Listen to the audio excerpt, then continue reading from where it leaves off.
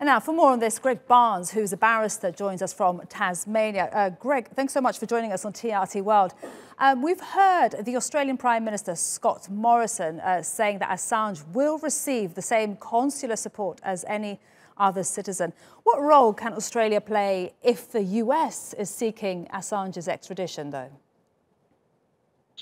Well, I should say at the outset, I'm one of Julian's legal advisors and part of the legal team, just so your viewers know.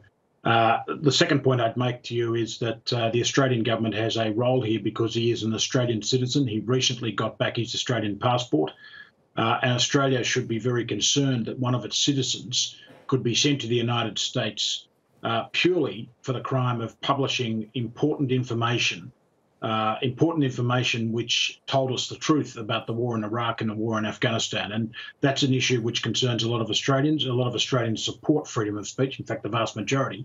And this is no ordinary extradition case. So Scott Morrison, as the Prime Minister, the opposition leader, Bill Shorten, we're in election mode here. He may be Prime Minister in a few weeks. They need to be talking with London and they need to be talking with Washington. And, as part of Julian Assange's legal team, why do you think that the US has decided to charge Assange only for computer hacking? And do you think he could face more charges if and when he's on US soil? I certainly do think he could face more charges.